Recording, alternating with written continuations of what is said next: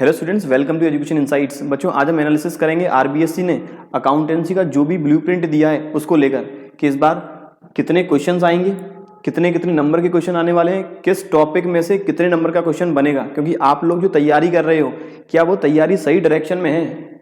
मैं केवल आज अपनी ओपिनियन देने वाला हूँ। मैं ये नहीं कह रहा कि आप लोगों की स्ट्रेटजी गलत है, लेकिन जैसे मैं एक सिंपल सा एग्जाम्पल लूँ, यहाँ देखोगे आप लोग तो जो इश्यू ऑफ शेयर कैपिटल है, यहाँ आरबीएससी एक एक नंबर के 4 क्वेश्चन पूछ रही है। एक क्वेश्चन पूछती है 2 नंबर का और एक क्वेश्चन पूछ रही है 4 नंबर का। अब आप लोग यदि इश्यू ऑफ शेयर से स्टार्ट करते हो, पहले शेयर इश्यू करने की एंट्री, फिर शेयर फॉरफिट करने की एंट्री, फिर शेयर रीइश्यू करने की एंट्री, तो बच्चों एक अकेले क्वेश्चन में तीनों नहीं आएगा। या तो केवल इश्यू एंड फॉरफिचर आएगा, या केवल फॉरफिचर आएगा, या फॉरफिचर रीइश्यू आएगा, या केवल रीइश्यू आएगा। मतलब तीनों संभव नहीं है। तो मुझे ये पता होना चाहिए कि यदि क्वेश्चन में केवल और केवल फॉर फीचर की एंट्री हमें करनी है तो किस तरीके से करेंगे। तो मैं आपको केवल आज गाइड करने वाला हूं कि आपकी जो प्रिपरेशन चल रही है वो सही डायरेक्शन में है या नहीं। अगर नहीं है तो आप लोग मेरी स्ट्रेटजी फॉलो कर सकते हैं। आपको अच्छा लगे तो वीडियो को लाइक जरूर करें। देखिए, सबसे पहले हम अपने जो मॉडल टेस्ट पेपर का सॉल्यूशन है वहां ये बात तो कर चुके हैं। टोटल क्वेश्चन रहेंगे 50, ओवरऑल 80 नंबर की। 30 क्वेश्चन रहेंगे 1 नंबर की, 13 क्वेश्चंस रहेंगे 2-2 नंबर के, 4 क्वेश्चंस रहेंगे 3-3 नंबर के और 3 क्वेश्चन रहेंगे 4-4 नंबर के। सबसे पहले बात करूं मैं नॉट फॉर प्रॉफिट ऑर्गेनाइजेशंस में जो क्वेश्चन है वो कितने हैं। तो बच्चों, नॉट फॉर प्रॉफिट ऑर्गेनाइजेशन में टोटल क्वेश्चन है 4 और जिनकी मार्किंग अलॉटेड है 5, मतलब 4 क्वेश्चन है 5 नंबर के, 3 क्वेश्चन 1-1 नंबर के हैं और 1 क्वेश्चन 2 नंबर का है। तो आप लोग जो income and expenditure, opening balance sheet, closing balance sheet एक अकेले क्वेश्चन बना रहे हो वो नहीं बनाएं। ज्यादा तैयारी करें। केवल सब्सक्रिप्शन कैसे निकालेंगे, यदि मुझे सब्सक्रिप्शन गिवन है एडवांस और सब्सक्रिप्शन आउटस्टैंडिंग गिवन है, तब मैं कैसे सब्सक्रिप्शन करंट ईयर का निकालूं जो मैं प्रेजेंट करूंगा इनकम एंड एक्सपेंडिचर में। इसके अलावा मैं स्पेसिफिक फंड का बैलेंस शीट प्रेजेंटेशन कैसे करूंगा। मुझे क्रेडिटर्स अकाउंट बनाना है तो स्पोर्ट्स मटेरियल कंज्यूम्ड या फिर रॉ मटेरियल कंज्यूम्ड कैसे निकालूं। इस वे में जो 1 नंबर में आने वाला है, तो बच्चों थ्योरेटिकल पार्ट पता होना जरूरी है कि इनकम एंड एक्सपेंडिचर और रिसीट एंड पेमेंट में डिफरेंस क्या है। इस पूरे एनालिसिस के बाद आज डेट है 19 जनवरी 2023 और आपका जो एग्जाम है वो है 20 मार्च 2023। मतलब आपके पास अराउंड 2 महीने हैं पूरे।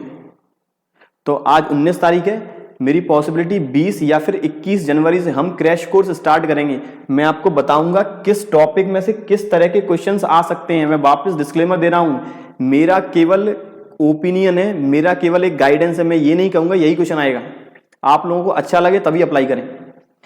तो अपन 20 या फिर 21 तारीख से रेगुलर हर एक टॉपिक, जैसे स्टार्टिंग में अपन सपोज एनपीओ पकड़ेंगे तो एनपीओ पर डिस्कशन रहेगा।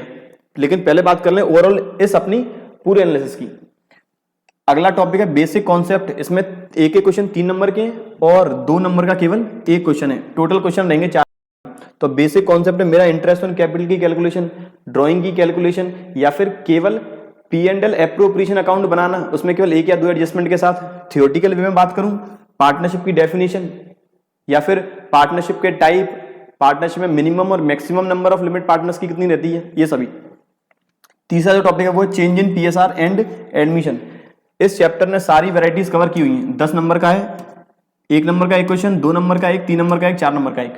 तो इस वाले में मुझे हर एक एडजस्टमेंट क्लियर होना जरूरी है और फुल फ्लैश्ड क्वेश्चन जिसमें मुझे रिवैल्यूएशन, पार्टनर्स कैपिटल और बैलेंस शीट कैसे बनता है वो आना चाहिए। 3 नंबर के लिए मेरा प्रेफरेंस रहेगा गुडविल का ट्रीटमेंट एंड गुडविल का वैल्यूएशन। 2 नंबर के लिए मुझे एक्यूमुलेटेड प्रॉफिट्स और लॉसेस का एडजस्टमेंट कैसे करूंगा, IFR WCR का एडजस्टमेंट कैसे करूंगा जब पार्टनर रिटायर या फिर एडमिट होता है। और 1 नंबर मेरा रहेगा थियोरेटिकल का ओपिनियन। अगला रिटायरमेंट और डेथ। 1-1 नंबर के 3 क्वेश्चन, 2-2 नंबर के 2 क्वेश्चन, 3-3 नंबर का 1 क्वेश्चन। 3 नंबर के लिए प्रेफरेंस रहेगा पार्टनर की जो डेथ हुई है उस डिसीज्ड पार्टनर का कैपिटल अकाउंट। रिटायरिंग वाला केस है तो जब पार्टनर रिटायर होता है तो रिटायरिंग पार्टनर का कैपिटल अकाउंट या फिर ओवरऑल रिवैल्यूएशन और पार्टनर्स कैपिटल। 2 नंबर में 2-2 नंबर के 2 क्वेश्चन है तो यहां पर जब भी पार्टनर फर्म से रिटायर होता है या फिर पार्टनर की डेथ होती है तो डेथ वाले केस में जब भी पार्टनर का हमें प्रॉफिट शेयर निकालना है तो प्रॉफिट शेयर की कैलकुलेशन और इसके साथ साथ जर्नल एंट्री। पार्टनर रिटायर हुआ तो रिटायरिंग पार्टनर का मुझे कैपिटल अकाउंट 2 नंबर में अलग से बनाने के लिए आ सकता है। एक एक नंबर के 3 क्वेश्चन वापस थियोरेटिकल पार्ट। जब अपन पूरा वापस एनालिसिस करेंगे हर एक चैप्टर वाइज तब और अच्छे समझेंगे। डिसोल्यूशन फॉर्म में मोस्ट प्रेफर है जर्नल एंट्री। एक एक नंबर के 3 क्वेश्चन और 2 नंबर का 1 क्वेश्चन। तो 3 नंबर में हो सकता है ये आ जाए कि फॉर्म डिसॉल्व कब होती है, या फॉर्म डिसॉल्व होने के वक्त मुझे कोई एक एडजस्टमेंट गिवन हो, उसकी मुझे अकाउंटिंग एंट्री करनी हो। 6 टॉपिक है वो है issue of share capital. Issue of share capital में 4 क्वेश्चन रहेंगे बच्चों एक एक नंबर के, और 1 क्वेश्चन रहेगा 2 नंबर का और 1 क्वेश्चन रहेगा 4 नंबर का। 4 नंबर के बारे में मैं स्टार्टिंग बता चुका हूं, या तो इश्यू और फॉरफीचर साथ में आएगा या फॉरफीचर और रीइश्यू, तीनों आना संभव नहीं है। अगर तीनों साथ आते भी हैं तो क्वेश्चन बहुत सिंपल रहेगा। 2 नंबर का 1 क्वेश्चन और 4 क्वेश्चन आएंगे बच्चों एक एक नंबर के।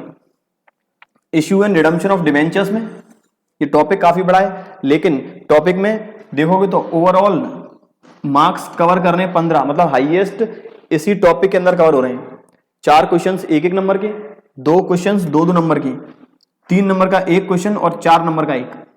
तो यहां पर मुझे डिबेंचर इश्यू कि मैं वेंडर को इश्यू कैसे करता हूं, अंडर राइटर्स को इश्यू करने की एंट्री क्या होगी, बैंक में इश्यू कर रहे हैं तो एंट्री क्या होगी, पब्लिक में इश्यू कर रहे हैं तब एंट्री क्या होगी, रिडम्पशन के दौरान जब डिबेंचर रिडीम करते हैं पार पर रिडीम करेंगे तो एंट्री क्या होगी, यदि हम डिस्काउंट पर रिडीम कर रहे हैं तब एंट्री क्या होगी, प्रीमियम पर रिडीम कर रहे हैं तब एंट्री क्या होगी। रिडम्पशन के अलावा मुझे लॉस या फिर डिस्काउंट का अकाउंट बनाना है तो अकाउंट कैसे बनेगा, थियोरेटिकल एस्पेक्ट भी यहां कवर करेंगे अपन। अगला टॉपिक है financial statement of company. Financial statement मतलब हेडिंग और सब हेडिंग, वो है बच्चों 3 नंबर के, एक एक नंबर के 3 question. Analysis of financial statement, comparative and common size.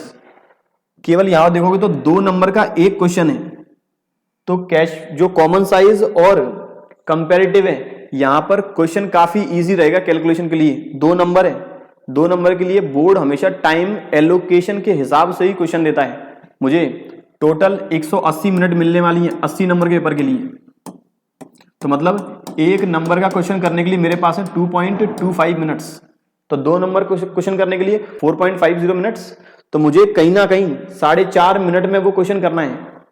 तो 4.5 मिनट में क्वेश्चन करने के लिए मुझे फॉर्मेट तैयार करना पड़ेगा, फिर वैल्यू फिलअप करनी पड़ेगी, तो क्वेश्चन कंपैरेटिवली इजी रहेगा। एक एक नंबर के 2 क्वेश्चन वापस थियोरेटिकल एस्पेक्ट। रेशियो एनालिसिस में बच्चों 1 क्वेश्चन 2 नंबर का और 1 क्वेश्चन 3 नंबर का। रेशियो में दोनों में पॉसिबिलिटी है प्रैक्टिकल क्वेश्चन की। कैश फ्लो स्टेटमेंट 4 क्वेश्चंस एक एक नंबर के और 2 क्वेश्चंस 2 नंबर के।